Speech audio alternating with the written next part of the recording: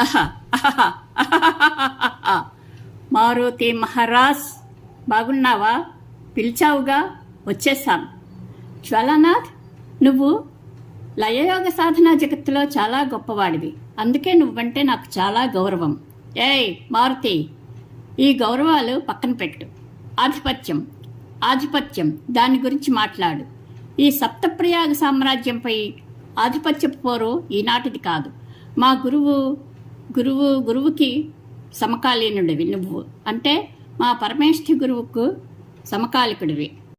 అప్పటి నుండి నీకున్న గౌరవం మాకు దక్కటం లేదు. శక్తిలో ఎవ్వరూ నీకన్నా తక్కువ కాదు. మా శక్తులు ఎటువంటివో ఇక్కడ అందరికీ బాగా తెలుసు. అయినా నిన్ను గౌరవించినట్లు ఎవరూ మా పరంపరని గౌరవించడం లేదు. అందుకని మా గురుత్రయం వారి శక్తులన్నింటినీ ధారవోసి నన్ను అమేయ శక్తిమంతుణ్ణి చేశారు.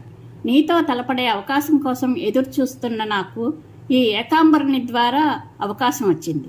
ఈరోజు నువ్వో నేనో తేలాలి. చెప్పు, శస్త్రంలోనా, శాస్త్రంలోనా, యంత్రతంత్ర మంత్రాలలోనా, నీ ఇష్టం. అంతా విన్న మహారాజ్ చిరునవ్వు నవ్వాడు. జ్వాలానాథ, మీది అగ్ని సంప్రదాయం, మా పరంపర పవన సంప్రదాయం. అగ్నికి వాయువుకు సఖ్యం ఉండాలి కానీ శత్రుత్వం కాదు.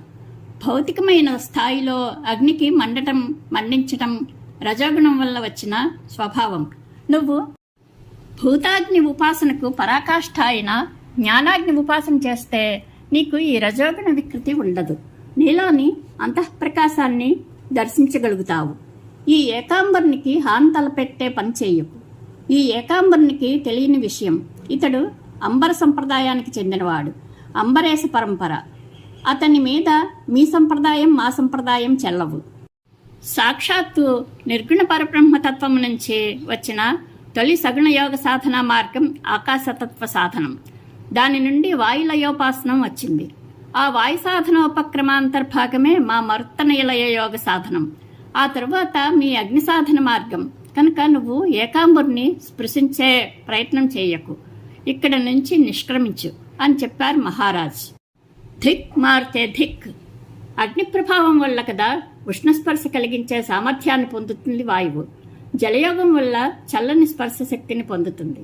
అటువంటి వాయువును నమ్ముకున్న మీ జీవనం గాలివాటు బ్రతుకు. నీకెందుకు ఈ అహంకృతి? చూడు, నా శక్తితో అగ్నిని సృష్టించి ఆ యోగాగ్నిలో నిన్ను బూడిద చేస్తాను అని అగ్నిని పుట్టించాడు జ్వాలానాథ్.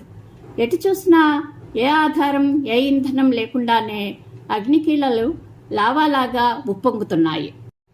దురహంకారంతో నీ దుడుకుతనాన్ని ప్రదర్శిస్తున్నావు జ్వాలానాథ్. చూడు జరగబోయే విశేషాన్ని. నా ప్రభావం వల్ల పర్జన్య శక్తిని జాగృతపరుస్తున్నాను. దానివల్ల ఏర్పడే జలోత్పాతంలో నీ దాహక శక్తి చల్లారి జలోపాసకులైన గాంగేయులు నీ పని పడతారు. వాయుస్తంభన విద్య ద్వారా నీ ఊపిరులను లాగేస్తాను అని మారుతి మహారాజ్ వజ్రాసన స్థితిలో ఉండి పర్జన్య శక్తిని జాగృతపరిచారు.